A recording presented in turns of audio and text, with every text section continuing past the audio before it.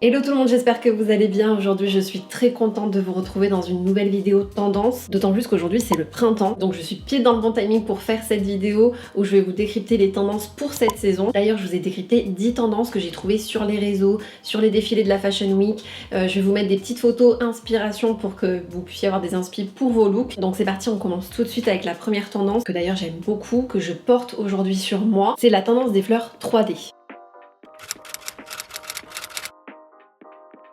Qu'on a beaucoup vu d'ailleurs sur les défilés avec Caroline Herrera, Chanel, Alexander McQueen, Balmain. Olivier Rostand de chez Balmain a fait référence surtout à la rose. Ça apporte un peu de volume à votre tenue, mais ça peut être aussi très fin, très léger, très élégant, comme du coup les détails que je porte sur ma blouse actuellement. C'est une tendance très printanière, mais qu'on retrouvera malgré tout du coup en automne-hiver, comme on a pu le voir sur le défilé de Valentino. Mais ça, on en reparlera justement quand on sera concerné par la saison. Donc je vous en reparlerai en septembre. Et j'aime beaucoup cette tendance sous forme d'accessoires, parce qu'on peut porter par exemple une très jolie rose 3D autour du cou. D'ailleurs n'hésitez pas à me suivre sur mon compte Insta aussi, où je vous publie des looks très régulièrement, et à vous abonner à ma chaîne aussi si vous débarquez ici.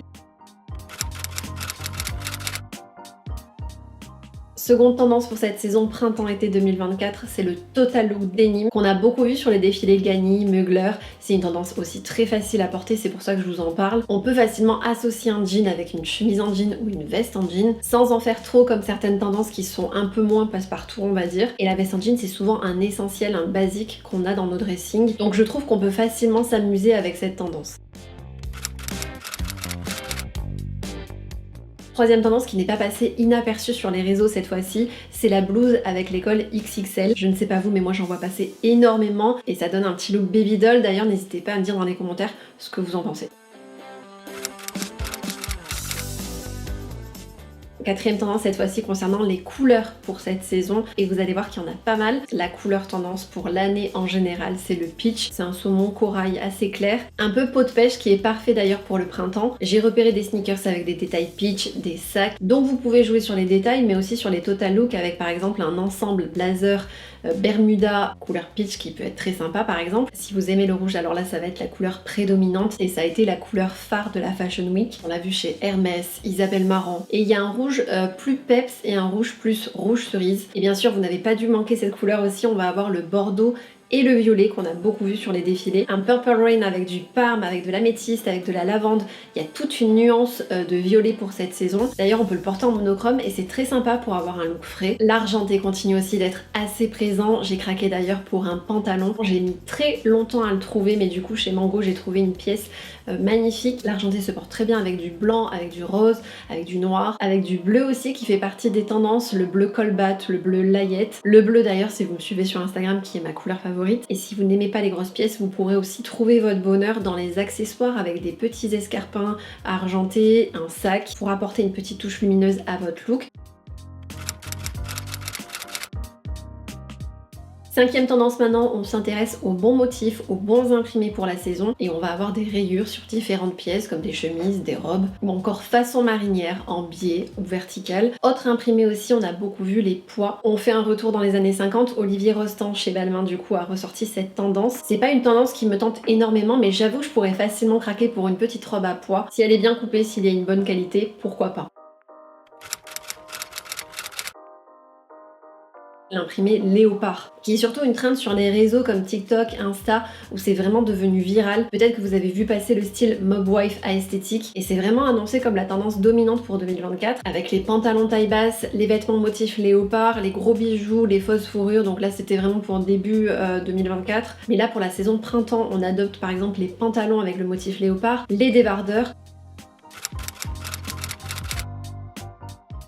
En septième tendance, sans pour autant tomber dans un look préppy tout en restant quand même moderne, on a la tendance du polo, des cols polo qui revient. Et pour ajouter un peu de style à votre tenue, à votre look, vous pouvez prendre les polos surtaillés pour garder du volume et l'associer par exemple avec la tendance des rayures. Je trouve que ça apporte un plus à une tenue. Donc voilà, vous pouvez jouer avec des motifs, ça apporte un peu plus de détails.